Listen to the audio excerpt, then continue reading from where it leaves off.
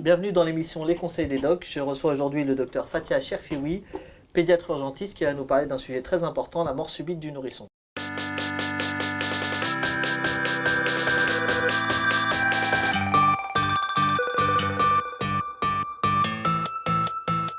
Bonjour docteur. Bonjour Yasser. Alors pour commencer, est-ce que vous pouvez nous expliquer ce qu'est la mort subite du nourrisson? Alors la mort subite du nourrisson, c'est un décès brutal d'un nourrisson âgé de 1 mois et 1 an, durant son sommeil, et dont les circonstances sont inexpliquées, malgré l'étude de l'histoire clinique, des circonstances du décès et d'une autopsie. Est-ce que ça touche beaucoup d'enfants? Alors pendant longtemps, la mort subite du nourrisson a été la première cause de mortalité des enfants de 1 mois à 1 an. Et grâce aux campagnes de prévention dans les années 90, il y a une forte diminution de ce chiffre. Ces campagnes de prévention étaient en faveur du couchage sur le dos. Quel est le chiffre actuel?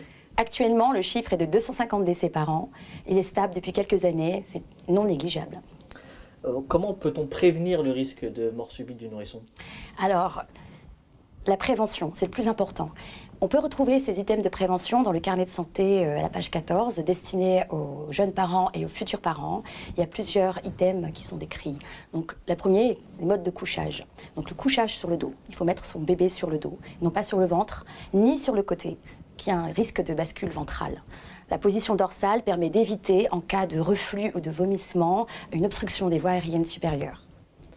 Très bien, il y a d'autres conseils que vous pouvez donner aux parents? Évidemment, la literie, il faut choisir un lit adapté à l'âge de l'enfant, un matelas adapté à la taille du lit et aussi un drap qui couvre entièrement le matelas. Il ne faut pas qu'il y ait d'espace entre le matelas et le lit, car c'est des zones à risque d'enfouissement ou d'étouffement. On plutôt préconiser aux gens d'acheter une gigoteuse, c'est ça?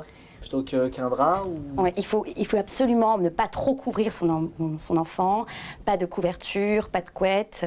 L'idéal, c'est un drap attaché au lit qui arrive à la poitrine de l'enfant, ou une gigoteuse ou une turbulette. La température ambiante de la chambre, elle doit être de combien? L'environnement est très très important.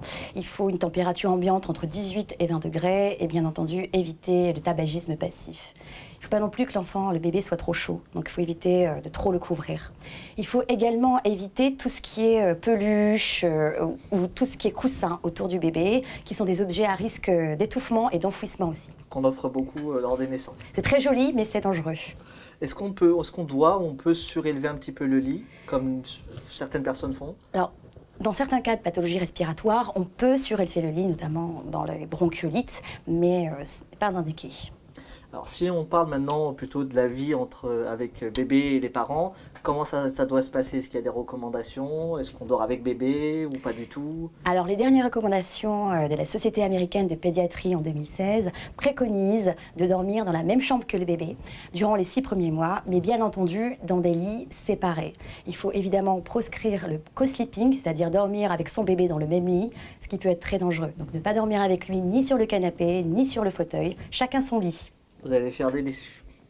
Merci en tout cas pour toutes ces informations. N'hésitez pas à nous suivre sur notre page Facebook A2S, Avenir Santé Solidarité. À bientôt.